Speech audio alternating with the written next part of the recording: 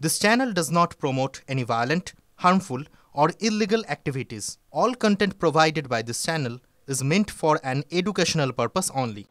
রাজ্যে আবারও আক্রান্ত উর্দি, মদ্যপ যুবকদের গন্ডগোল থামাতে গিয়ে আক্রান্ত হতে হলো পুলিশকে।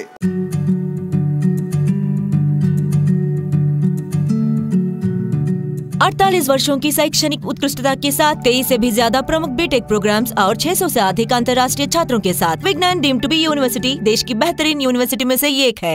মাথা ফাটলো পুলিশ কর্মীর, আহত বেশ কয়েকজন।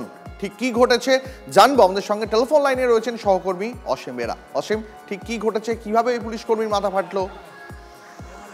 দেখো দীপ্তা, একেবারেই কারণ কাল রাতে দাসপুর থানার সাগরপুরে একটি গ্রামের পুজোকে কেন্দ্র করে এলাকার কিছু মানুষদের মধ্যে গন্ডগোল বাঁধে। সেই গন্ডগোলের খবর পেয়ে পুলিশ কিন্তু রাত নাগাদ ঘটনাস্থলে উপস্থিত হয়, আর সেখানেই কিন্তু পুলিশ আক্রান্ত হয়। দেখো, স্থানীয় গ্রামবাসীরা তারা যেটা প্রথমে অভিযোগ তোলেন যে গ্রামের এক মানুষকে পুলিশ আক্রান্ত করেছে, তাকে দ্রুততার সহিত হাসপাতালে চিকিৎসার জন্য ভর্তি করতে হয়েছে।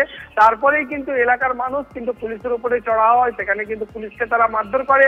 এক পুলিশ কর্মীর মাথা ফাটে। শুধু এই নয়, দাসপুর থানার যিনি সেকেন্ড অফিসার তিনিও কিন্তু আক্রান্ত হয়েছেন। পুলিশ গাড়ি ভাঙচুর করা হয়েছে। আর রাতেই কিন্তু দেখো বিশাল পুলিশ বাহিনী ঘটনাস্থলে পৌঁছয়। দাসপুর থানার পুলিশ বাহিনী থেকে ঘাটাল বিভিন্ন এলাকা থেকে পুলিশ বাহিনী ওখানে পৌঁছে পুলিশ সূত্রে যেটা খবর, এখনো পর্যন্ত কিন্তু এই ঘটনায় 10 জনকে আটক করা হয়েছে।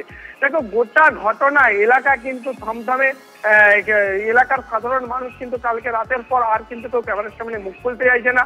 পুলিশের সাথে আমরা যেটা জানতে পেরেছি যে পুলিশ কিন্তু কাকেও আক্রান্ত করেনি, নিজের মধ্যে মারপিট করে গ্রামের এক মানুষ আক্রান্ত হয়, আর সেখান থেকেই কিন্তু গ্রামের মানুষ তারা পুলিশকে সন্দেহ করে পুলিশের উপর চড়া হয়। বুঝতে পেরেছি। আপাতত অনেক ধন্যবাদ তোমাকে, অনেক ধন্যবাদ।